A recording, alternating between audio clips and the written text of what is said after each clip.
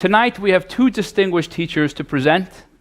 First, I'll be introducing our distinguished teacher, Adam Eilenberg, Esquire of Eilenberg and Krauss, LLP, distinguished business lawyer, who's going to be sharing basic principles that all new businesses need to know with regards to covering the legalities.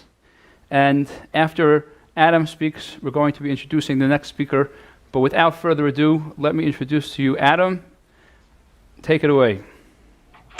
Thank you, Rabbi. Good evening, everybody. It's nice to see you at least over the internet, and hopefully I'll meet some of you, God willing, in person at the end of June at the final competition. Looking forward to that. And it's very exciting to hear about this entrepreneurial spirit within the Chabad community, and we're really thrilled to be part of that and to be lending whatever expertise we can to the effort. I wanted to highlight a few basic points for startup businesses, for entrepreneurs. We do a lot of counseling of entrepreneurs, and a lot of what we do is tell them when they don't need lawyers. But I wanted to raise some of the basic points that you should all be mindful of when you're thinking about starting your business or when you're actually starting your business. We prepared a brief handout listing some of the key points. If you have that with you, you can follow along. And I think it's a good takeaway to just sort of bear in mind going forward. Let's go through some of those points quickly. Hopefully that'll give you a good flavor of what things you should be mindful of. Okay, first is you're starting a business. What kind of entity do you use? This is a very important consideration. It's a legal issue. Do you do this as a sole proprietorship? Joe Smith tailor shop. Do you form a corporation? Do you form a limited liability company? There are a lot of pluses and minuses to each approach. Basically, the disadvantage of a sole proprietorship is you're personally liable. So God forbid something goes wrong, somebody can sue you, they can come after your house, they can come after your bank account. The idea of having a business organization is that it insulates you from personal liability. That's very, very important. That being said, it costs a few $100s to set up a corporation or a limited liability company. You set that up in a different state. Very often people use Delaware. If you're based here in New York may be simpler. A corporation has limited liability of its owners. That's important, as does a limited liability company. Limited liability companies are a bit more convoluted in their structure. You can be a little more creative in how you allocate ownership interests in the company among different partners. New York has a kind of a crazy rule for limited liability companies that you have to publish an ad in a newspaper announcing the formation of that. And that costs several hundred to a few $1,000s. So that deters many small businesses from starting. If you're going to be a corporation, you may have heard the expression subchapter S. Subchapter S is a tax status which enables the corporation not to be taxed as a separate entity, but that its shareholders, its owners, are taxed. That's something you can take up with your accountant. There are a lot of pros and cons in doing a subchapter S, which is sort of beyond the scope of this discussion, but it's certainly something to consider with your accountant and your legal advisor when you start a business. Okay, choice of entity. Number two, arrangements among the founders. This is like getting married. You're going to be a partner together with someone who hopefully you trust, who you have the same life and business goals towards. If one partner has 8 kids in school and needs a lot of cash flow, and the other partner is single and just wants to plow money back in the business, you guys better figure that out up front, because otherwise it can really lead to some differences. What co-founders should do is should have a basic agreement. And that doesn't mean getting a lawyer involved in a 50-page agreement. If a small business, you can have a 4 or 5 page, 2-page memorandum just stating what your relative rights and obligations are. For example, who owns what? Are you 50-50? Are you 75-25? Who's the worker? Who's putting in the money? Those are issues you have to kind of think through and sort out. Similarly, who runs the business? Who makes decisions? If it's 2 partners, is it 50-50? If one guy says no, the other partner is out of luck, or one woman, or the other partner. Um, if one partner decides to go to the beach after 6 months and says, "Hey, you know what? I've had it. I think I want to be the shaliach in Newport Beach. Go surfing." Well, that's a problem, because all of a sudden he's earned his 50% of the business and he's off surfing, and the other guy's doing the work. You need to have some arrangements on that beforehand. You need to decide whether you're going to be devoting your full time to this business with your partner, or whether you can do stuff on the side. You don't want your partner saying, "Well, I'm going to do this half-hearted, but I'm going to open up a competing business with my cousin down in Florida." That's probably not going to work. So the bottom line with this element is you need to work out these arrangements with your partner before you start.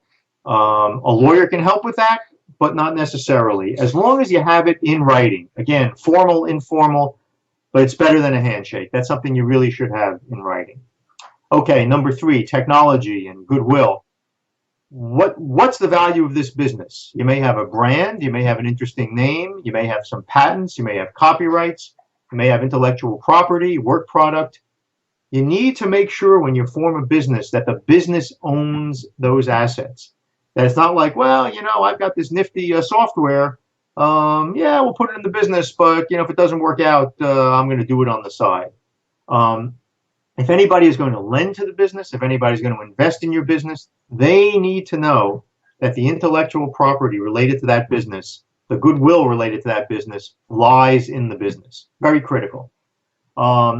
Similarly, with employees and consultants, there are a lot of legal constraints with that. Your accountant can help with that. If you're paying somebody a salary and they're an employee, you got to give them benefits. You got to make sure there's minimum wage. You got to do withholding. You've got to account for overtime. You need to make sure that people who work for you, whether it's employees or consultants or software developers, sign an agreement saying that anything they create while working for you belongs to the business, not to them. Last thing you want is some developer writing some great code for you, some great software for you, and running off and using it for somebody else. You've paid for that. You paid for that microphone. You bought that, and you own it.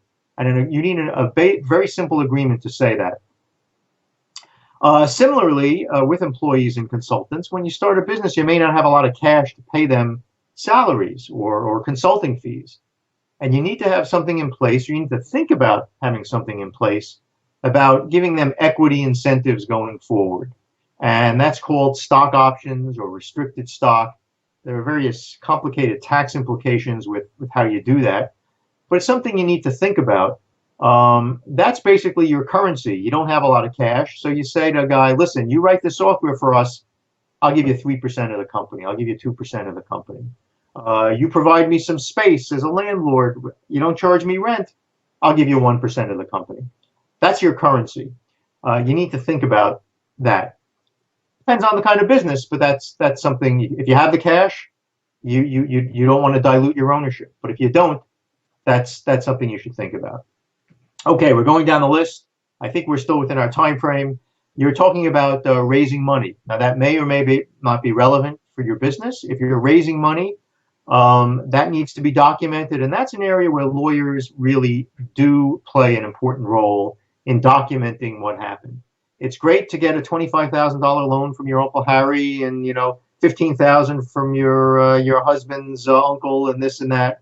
But you need to document it, because when you're going forward, if God willing, the business is very successful, and all of a sudden Uncle Harry comes back and says, "Hey, by the way, meet your new 25% partner." You need to make sure you've outlined that. There are a lot of things to think about when raising money. It's borrowing money is less dilutive. It doesn't dilute your ownership share of the business, as opposed to selling stock. But debt is debt, and if you can't pay, the lender comes in and he owns your business. There's a hybrid model called convertible debt, which is often used in early stage businesses, where you borrow money and you say, "I'm not going to pay you back. I will convert you into ownership of the company at a discounted price to what an investor gives me within the next year or two." So if an investor is going to give you $1 million for a certain value of the company, your $1 million loan would really be treated as $1.2 million or $1.3 million. It's a lower stock price or a higher principal amount. That's a whole valuation issue. All these issues of raising money really involve U.S. securities laws, and there are very, very strict laws about how you raise money and what you can and can't do. You can't go out on a street corner and say, I'm selling stock to the first person who comes along. You probably go to jail if you do that. And so that's where lawyers play a very important role in helping raise money. I'll just tell you very briefly, when I advise clients on raising money, that can be a very expensive process in terms of legal fees. And what I usually say is, if you have some interested investors, let's gauge the interest first before you have the lawyer spending a lot of money. So let's do a 1 or 2 page term sheet summarizing what the terms of the investment will be before you hire someone like me to go out and write an offering memorandum and stock investment documents. That's an expensive proposition. Let's see if this is real first. But when you get to a point of raising money, you really need to have a lawyer involved. That'll segue into my last 2 points. One is, it's very, very important to keep good records of your business. It's important for the relationship between you and your partners to know who's doing what and who owns what and who's put in what. It's important for the IRS because, God willing, you're going to be making a lot of money, and you need to document how much money you put in and what kind of taxes you're going to pay. And without good record keeping, it's very hard to reconstruct that a year or 2 years in the future. Record keeping is also important when investors come in, lenders come in, business partners come in. You know, you may want to have Microsoft may want to be a partner with you in your software, or Google or something like that. They need to know that you're a real company, that you own your intellectual property, that stockholders, the owners, are really who you say you are. Very important. So you should get into the discipline and the habits. It's not a lot of fun, but record keeping is critical for a startup business. My final point, and I'm getting the signal here, so I think I've used the time, and I hope this has been instructive. My final point is for you to make your best use of lawyers. Lawyers are expensive, and they are time consuming. It's a necessary part of a startup business. A lawyer should be your counselor and your business advisor instead of just a scribe writing things down. And a good lawyer will have that experience, but you need to know when to use the lawyer and when not to. And someone like me may tell you, you know what, you don't need me now. This is just not a good use of your money. You'll have a general lawyer as your consigliere, as your business advisor. And if things get more specialized, that general business advisor should be able to point you in the direction for specific issues that you need expertise on: intellectual property, patent law, tax, employment law, corporate law, real estate, litigation, God forbid. And so it's very important to know that a lawyer is an important part of your team, but that you should use him or her very judiciously, very discriminatingly, to get the best bang for your buck. That's it in a nutshell. I look forward to addressing questions when I meet you in person, and good luck to all of you, and hope all goes well. Thank you.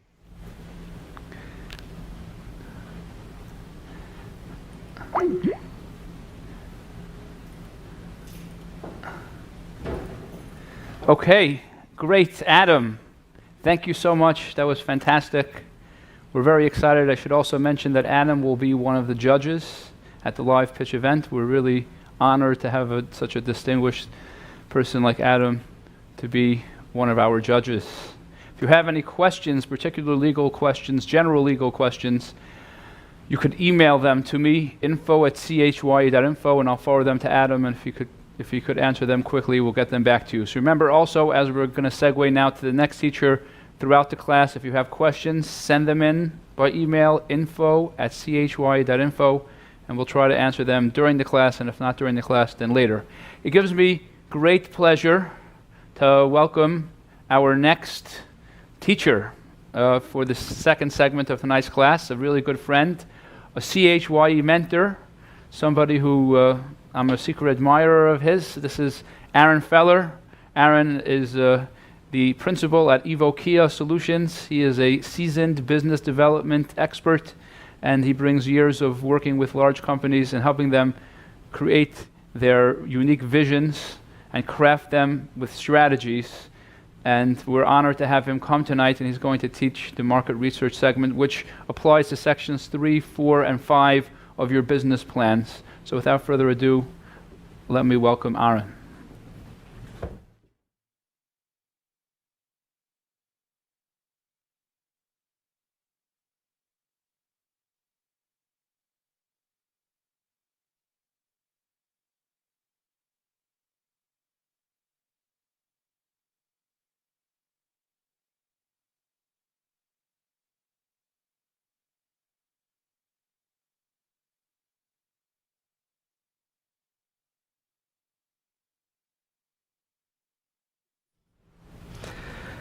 Good evening, everybody. My name's Aaron Feller.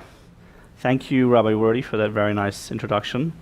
I have a lot of respect for Rabbi Wurdy. We've done a lot of work together, and he does some amazing things for the young people of Crown Heights and Chabad in general. And this project, the business plan competition, is just the series, the end of a series, the latest, I should say, in a series of some amazing and very innovative ideas that Rabbi Wurdy's come out with. Almost every time I have a conversation with Rabbi Wurdy, he has a new idea. The difference between Rabbi Wurdy and other people is that when I talk to him a week later, the idea is usually done already. And I think that's amazing. I want to wish him a lot of hatzlacha, going from strength to strength in everything that he does. We're here tonight, this evening, to talk about market research. And I want to start out for a minute to talk about why we need it and what the purpose is, and then go through a little bit on the details of how it's done, and especially how it applies to the business plan competition, and how you guys can win that competition and those prizes that are going to be coming up soon. So the first question is, market research, what is the purpose? Why do we need market research? And it's probably the most critical part of the business plan, because if you're looking for an investor, or if you want to know if your business idea is a good one, you may have a lot of expertise, you may have a lot of experience, but until you actually try it in the real world, you don't know if it's going to succeed or fail. Market research is your closest you can get to that. It's getting out of the way you think and getting out of your experiences and trying to get other people's experiences to try to get an objective view of whether your business idea is going to succeed or not. So market research is to get out of your mind and try and understand the needs and wants of what your customers have. So market research is about getting out from your thinking into the way other people think, and it's not easy. And the main challenges are like this. What questions should you ask people? Where should you get the information? And then how should you get those answers? So there's two key areas in how someone can get their information. And these are the two steps that a person should go through. There's actually a step before this, which is first you want to plan what information you need. Then I would go to the second part here, which is gathering the objective information, which is what do other people say and know. And then the last part is to analyze it. Just because I have information, I want to know how does it relate to my business. And the most important part is what does it prove. The point of all the market research is to prove as much as possible that your business idea works, and then who and where it works with. Today we're going to talk about two key areas. We're going to talk about identifying targets and conducting an analysis. Probably the number one question I get is, who are my targets and who should I be identifying? Who should I be selling to? I'm just going to take one quick moment to talk about that. A lot of people, when they start a business, their belief is that they should try to sell to as many people as possible, to try and sell to everybody. That, if you listen to the last class by Yossi Applebaum, he brought it out very nicely with the USP, where he mentioned that is incorrect. If you try to sell your product to too many people, you end up making a lot of people a little bit happy. And very often there's somebody else that could do what you're doing, perhaps faster, cheaper, or smarter. The best way to be successful, especially today, is to find a product that's not for everybody, but it's for a very specific amount of people. Even just focusing on the Jewish market, for example, will give you an advantage over everybody else that's out there. So having a focus for your business is key to being successful. In general, you always want to be thinking about, how do I stand out from everybody else? If I'm walking down the street and somebody else is walking down the street and we're selling the same product, how am I going to be different? Or if I have a product, how's my product or service going to be different from everybody else's that's out there? And the more unique you could be, the more successful you're going to be. A good way to think about it is to make a product or have a service that someone will hate. And if someone's going to hate your product, hopefully there'll be people that will love it. And those are going to be your good customers. And you just want to make sure there's enough of those. But if everybody just likes your product and everyone says it's okay, and you try to make it for everybody, make everybody happy, very often you'll end up with something that's just average, and it's very hard to succeed. Businesses that stand out can be more successful. Yes, it's a bigger risk, but the chances of success are much higher if you're going to take those risks. So once you know how your business is different from everybody else, now you can identify your targets. And you can say, my product, it's going to be different because simple thing is it's cheaper than everybody else's. So once you know it's cheaper, then you could start to identify your targets. Or if it's going to be better or higher quality, any of those other examples that were discussed in the last class. Once you know how your business is unique and different, your next question is to say, well, who's going to buy my products? And that is how you can start identifying your targets. So today, we're going to talk about the types of targets that are out there. We're going to talk about what to look for once you've identified your targets, and also where to look and get the information. Once we've identified our targets, the second part of today's class will talk about how to actually conduct the analysis so that we can get all the information that we need. And there's three types of analysis. We're going to go through the market/consumer analysis, the industry analysis, and then we're going to go through a competitive analysis too.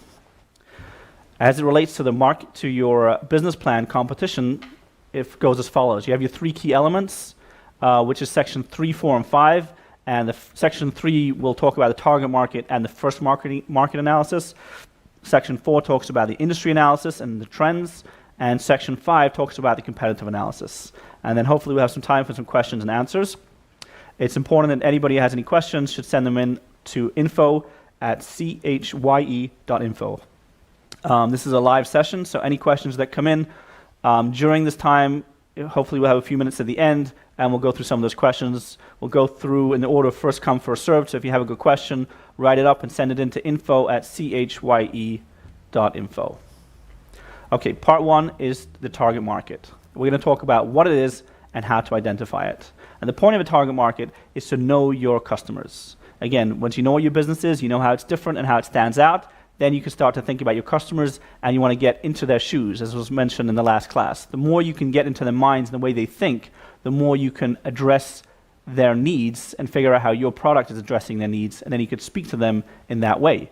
If you're trying to save them money, then you could talk in that way. For example, if we decide to pick a business idea of creating a kosher chocolate bar, let's say it's gluten-free, and this might be something new that hasn't been done. I believe there might be some out there, but let's say you have something that's different than anybody else's. So to start to understand who are your customers, you want to think about what age they are, you want to think about where they live, you want to think about what they can afford, you want to think about why they're shopping.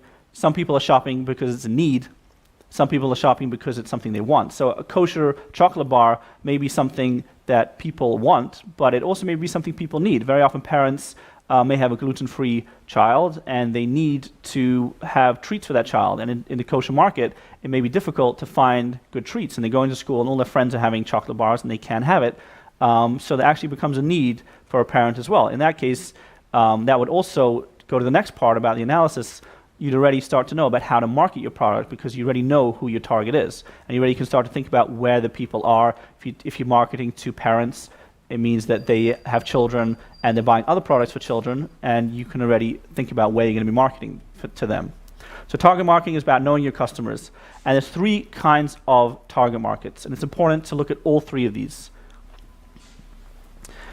And every business can have a mix of all 3 of these. You have B2C, business to consumer, B2B, business to business, and the last one, business to government. Some businesses can focus entirely on the government. The government is the biggest business in the world.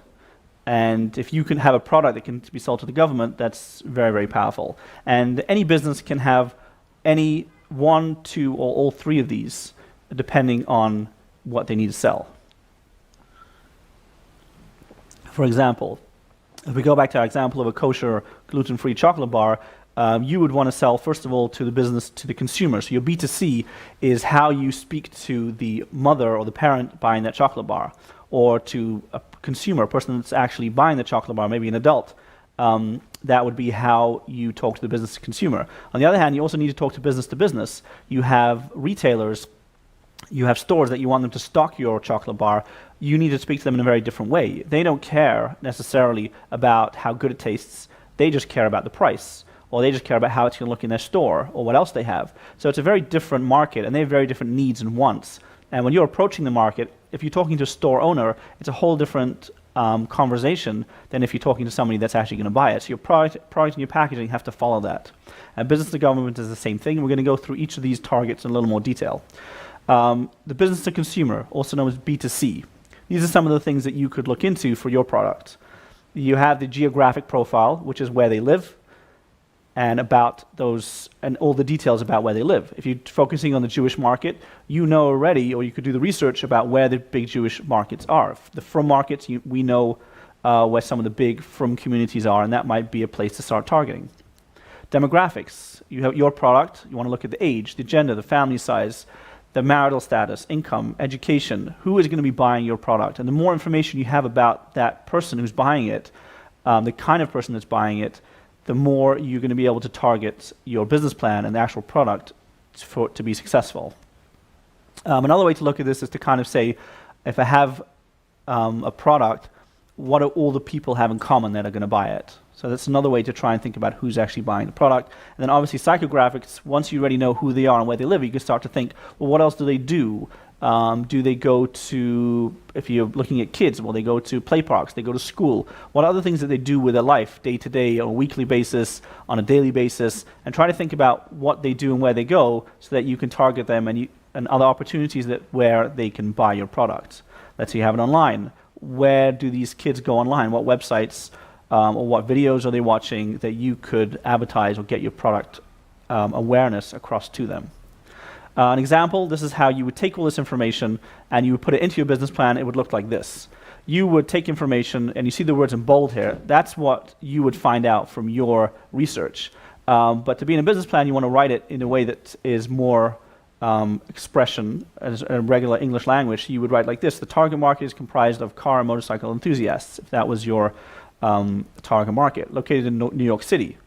Then you would continue, let's say, research shows that these individuals are typically employed, they're both married, they subscribe to these magazines, sometimes they're risk takers. So the more you think about your clients, you can see here, this is a great example of how you have some idea of who your customers are, and this is how it should look in your business plan. And the clearer you are, the easier it's going to be to develop your business and even to get an investor, because your investor has to be able to identify with who your consumers are. And obviously numbers are very, very important, and that's the second point here. Studies show that in Brooklyn, you have sales in this sector are 73.5 million, and there's an average of 891,000 drivers in Brooklyn, and these are things that are easy to look up. We'll talk about that later, and this is a great example for business to consumer, B2C, how it would look in your business plan. Second part, business to business. The kind of demographics you're looking for about a business is a little bit different to the B2C. So in B2B, these are the kind of demographics you could look for. You could look at the industry, the years in business, the company sales, number of employees. So for example, if you're selling your kosher chocolate bar into retail stores, do you want to go for the biggest stores, the smaller stores? Do you want to go for kosher stores, or you want to go for Costco? There's so many different options, but you want to know what your options are out there. Who are the people that you could possibly sell this to, and what do they have in common, and who do you not sell it to? That's part of identifying your target market, is who is the target, and to be very clear, who is not the target. And again, you have the psychographics, getting a little bit deeper. Who are those people? If someone is technically advanced, can they use your product? If you have a store that just doesn't have a proper credit card swiping system, can they use your product or not? Any details that you have that would help you narrow down your market by either adding to it or removing from your list of potential people that you could approach for your product will help you in identifying your product. An example like this of how the B2B example would look in your business plan. We target small business owners with up to 20 employees with 1 to 5 million revenue. And this also would help you with the second part, which is actually identifying the price that your product's going to be at. If you're at a low price item, you may go for smaller businesses. Higher price item may go for bigger businesses, but your job in putting together your business plan is to know who can afford it and how they're able to pay for it. So if small business owners cannot buy it, then you have to be aware that they can't buy it, and you have to only target and focus your business on people that can afford it. Next, and the last part, is business to government. This is the third area that you could look into. It's not very relevant to most businesses, but if you do have an option of selling it, let's say our kosher chocolate bar, if we could get it to soldiers, kosher soldiers out there, or even just gluten-free, there may be a market for that if we can get it into the right federal agency. Usually you need some experience to get into the federal government. It's not easy. I'm not going to spend too much time on it, but if it's a product that makes sense, that the government could be interested, or if you have a contact in the government, that these are very, very powerful things that you should leverage. And this is an example of how it would look, again, in a business plan if it relates to you. So that's the first part of the business plan lesson today, which talks about the identifying the target market. I'm now going to the second part, which talks about the market analysis, and there's three kinds of analysis that we're going to go through, and the trends. Remember that if you have any questions, please email us info@chye.info. And I believe we have quite a number of questions coming in, and I see we have a lot of people signed up as well to this webinar from around the world. And welcome everybody if you're just joining us. We're now going to the second part of the video webinar tonight, which is talking about the analysis. And this is going to cover three parts in the business plan competition. And each part we're going to go through in a little bit of detail. The first one is the market/consumer analysis. What that means is we're going to analyze the actual people that are buying your products. And this is our market. Market are the people that are buying it.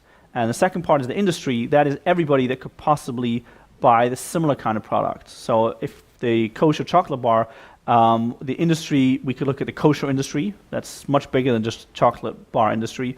We could also look at the food industry.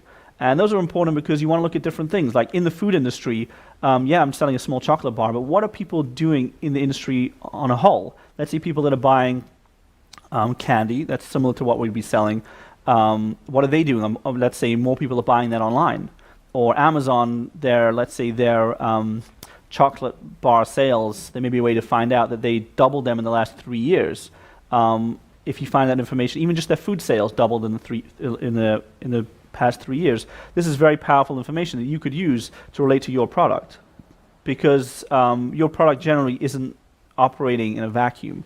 Your product or service is operating in a very large space, and it's important not to think that you're doing your own thing. Most generally, you have something else you can relate your product to. So if you could look at your industry and you can say, this is the industry that I'm in, and you identify that, you could look at the trends of what is happening in that industry. If you have a specific kind of service and everybody's making apps, well, maybe that's something you want to look into as well. So it's important to be aware of your industry and what's going on, and you prove it by having it in your business plan.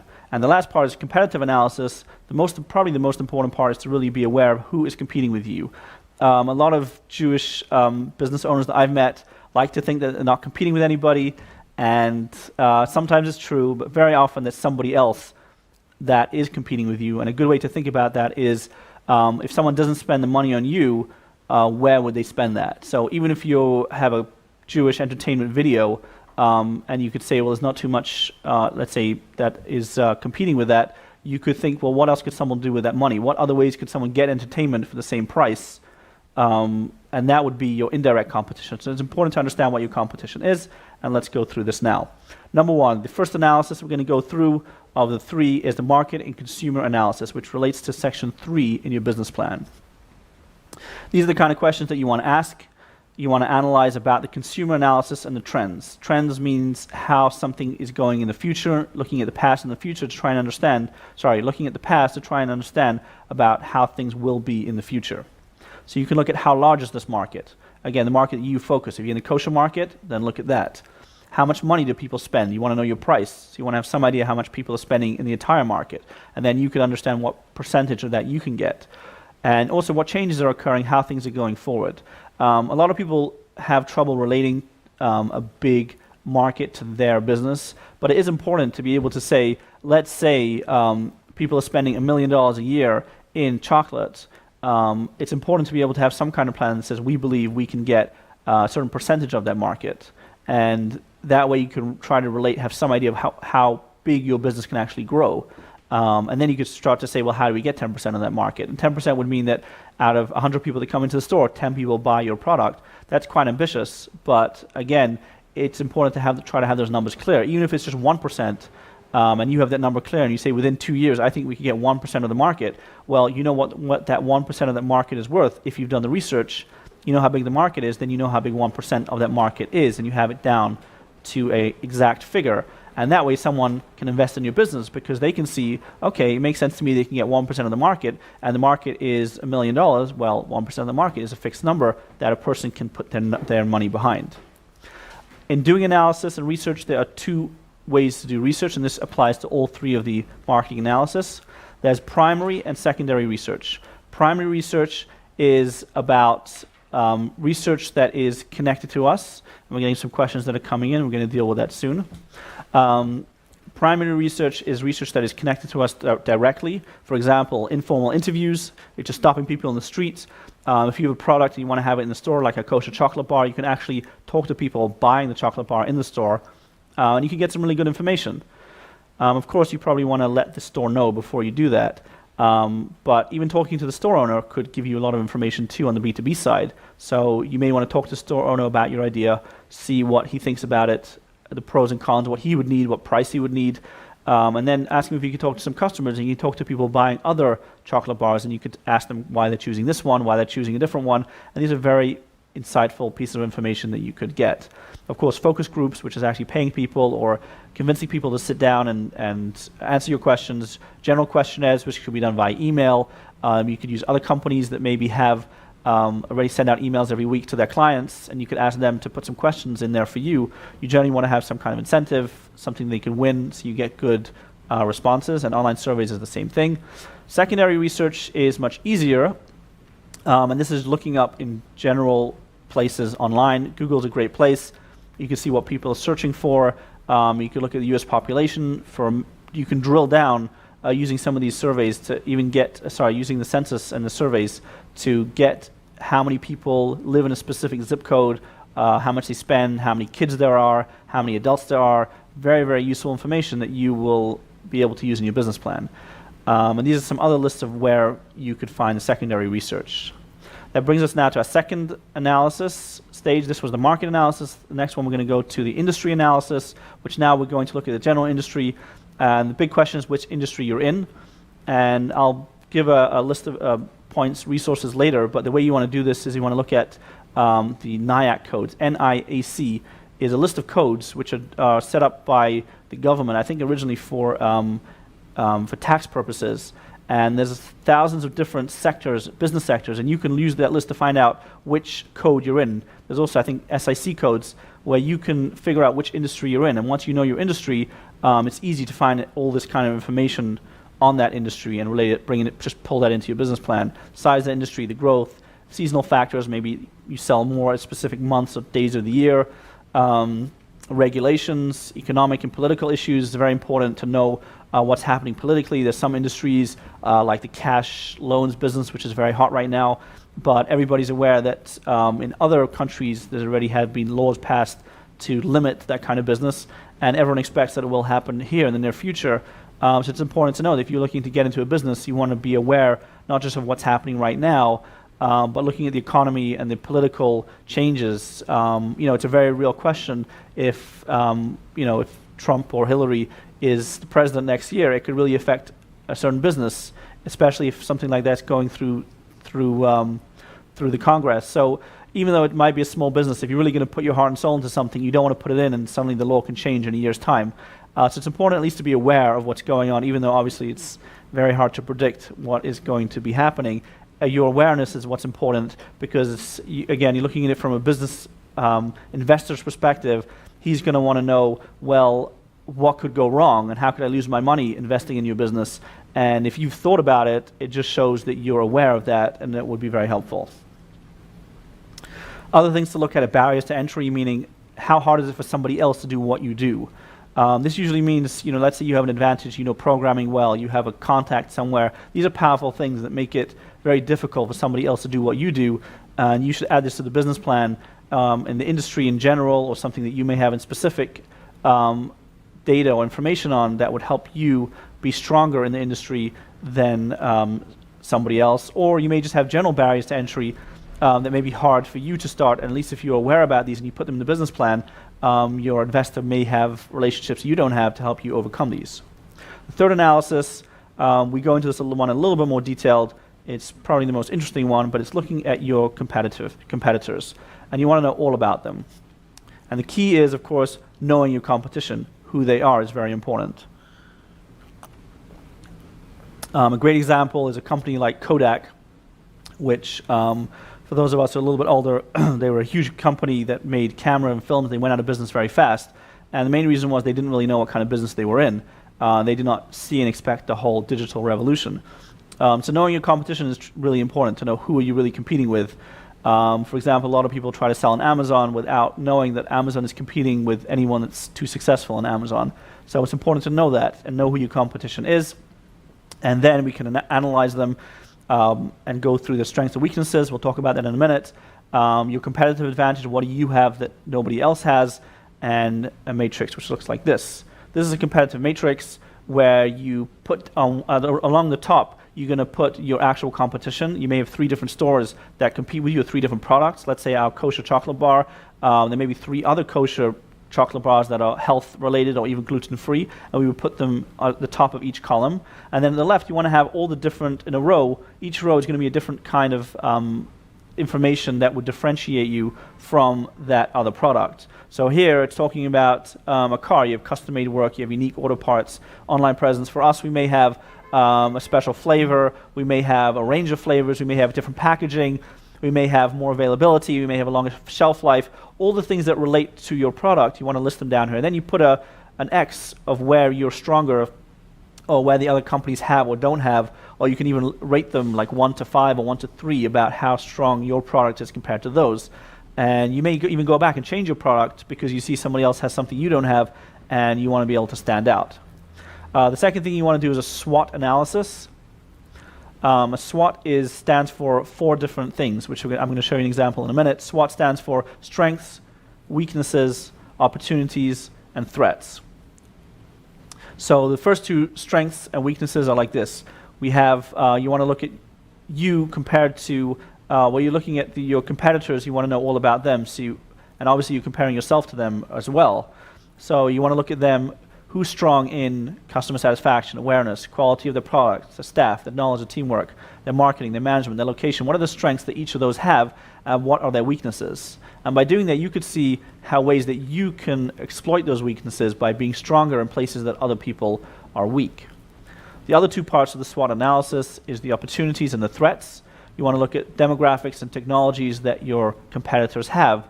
Let's say someone has a very, very old system, or someone has an app and you don't. So these may be strengths that they have that you have to be aware of in your business plan when you're starting out, and obviously be aware that any strengths are things that your investor is going to want to know how you're going to deal with them.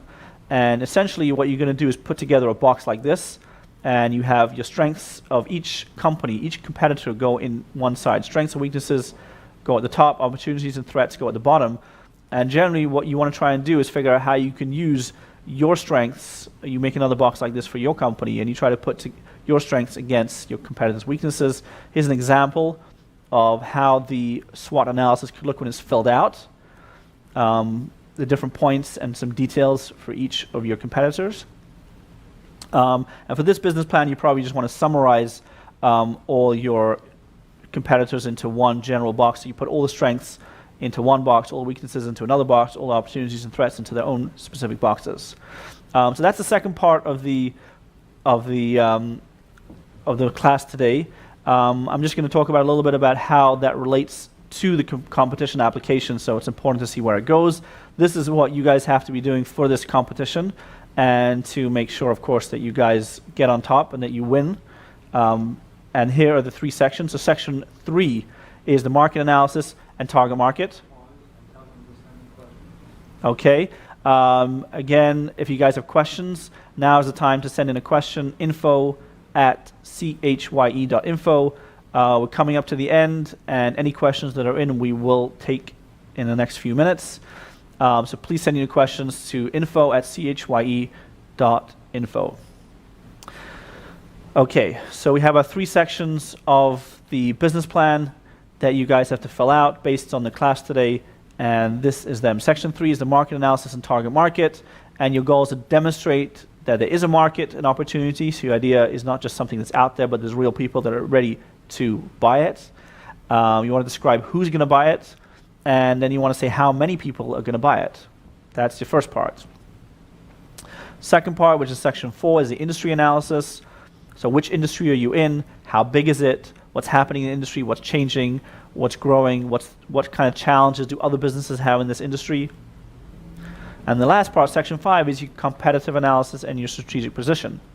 So your competition, it's important to identify who they are and analyze them. What do they have? They could be local, it could be international, it could be online, offline. Identify who is competing with you and identify their strengths and weaknesses and put it together in a SWOT chart.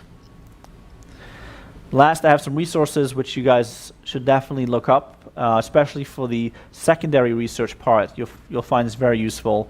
You want to look up online the NIAC/SIC codes. Those are 2 different words, 2 different ways of listing businesses. So any business that you have, any business idea that you have should fit into one of those categories. And then once you have the category that you're in, you have the right spelling and the right identification, there are all these other websites which will help you find information and data about those. One is IBIS World, and his spelling is there on the screen.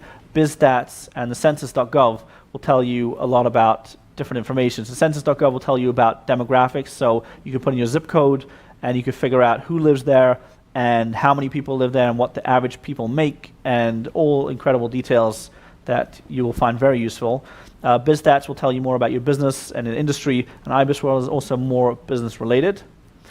These are the resources that I think you guys will find very, very useful.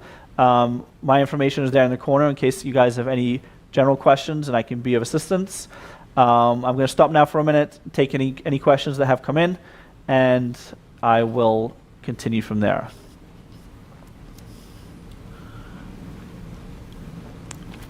Okay, we have a question that just come in. The question is as follows. Large businesses can be researched online, but small businesses can't be. And they won't tell me if I call and ask, like some Judaica stores, they won't tell me, for example, how much they make a year, so how do you prove it? So that's a great question. Generally, you can do research in the big picture, but if you're trying to do something in the small picture, how do you get the information? So you have to be a little bit smarter. First of all, manufacturers are more likely to share information about how much they're selling. Also, if you come to a store like a Judaica store and you want to have information, you can try to explain to them why you're asking the information. If you're making a new product, they may be more interested to help you. You can also tell them, if you help me, I'll give you a better deal when it does come out. And they don't want to tell you maybe their total sales, but they may tell you in general. You can ask them about books, so you can ask them about children's books. Try to be more general. And also, you have to be a good salesman. You have to be able to come in and discuss what your needs are and understand what people do and don't want to share. You can also sometimes talk to end users in the store. You can kind of see, if you're standing in the store, you can see what people are doing. You have 10 people in the store, what do they buy? But sometimes also cashiers are very important people. They can be in the store for 10, 20 years, and they really understand the business inside out. And again, you want to be upfront and honest with them, but you can ask them, what do people generally buy? What do people prefer? You can come into the store and say what sells more, this product or another product. They have a lot of information that can help you. And also, even for Judaica, you could look online about what's selling and what's not selling. Amazon is a great tool. You don't know sales numbers, but you do have ranking. And there's other websites that you can look around. You can see, even looking at a regular Judaica website, you could tell which products are selling well by the way the website is structured. Certain products that come towards the top generally sell more or have better margins. But the best thing is to have if you're going into an industry, have somebody that you know. You could talk to the CHYE. They have a lot of connections. They have a lot of people that have a lot of experience in many different industries. And one or two of them can connect you maybe to somebody that has the answers that you need. So I think the answers are there. Sometimes you have to be a little bit more creative to find out the information that you need, but it is all out there and it's all gettable to be able to deliver your business plan. I think we're getting out of time for now. So we're going to call it a day, and thank you all for watching. And I'm just going to hand back over to Rabbi Wordy, who's going to take you from here. Thank you for watching. Best of luck with the competition. Be well.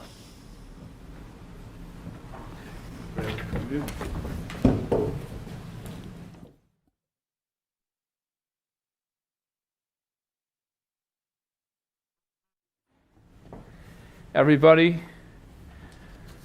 it's hard to believe. It's been four weeks now, 4 weeks, 4 classes. This is the end. This is the final class, final live class. All of the classes, including this one, are all recorded and they're all available for you to watch on demand when you can, on your schedule, on your terms. Now the timer is on. The clock is running. There is just under a week for you to submit your business plans. The deadline is next Sunday, June 5th. I just wanted to emphasize, this is up on the website, the most important things that you should be including in your business plans. Please remember that, here we go. Number one is your plan should be convincing, and this is what the judges will be looking for, a convincing plan that's well researched and well written. Now, you don't have to spend your time investing in the grammar and the language. Obviously, you want to do spell check and try to be as good as you can be, but focus that it should be clear and well written so that the judges could pick it up and read through it without too much difficulty. Now, in your plan, you should be thorough and address all the elements. We have the outline, we have the 9 sections. Make sure you hit all of those sections, and especially the parts that are particularly applicable to your business, make sure you include them. And it's important, obviously, your idea, in order for it to be a winning idea, it should be a viable idea, something that's likely to succeed. Additional considerations are important for the business plan competition. You should include in your plan what you would do if you won the grand prize, what would you do with the $7,500 cash and with all the business services. Explaining the need and how it will boost your business is something key. And an additional extra credit thing is how your business will positively affect the economy and our community. So those are the key things to have in mind as you write your business plans. We're really looking forward to seeing those finished products next week. Everybody, please give it all you got. And remember, it's the journey and not the destination. And I hope that, as I got a beautiful email just last night from one of you, that doing the market research and writing the business plan has helped clarify and give direction to their business endeavors. And so we hope that all of you have been learning as you've been writing, and all of you will be the better for participating in this competition. Have a wonderful week. All the best.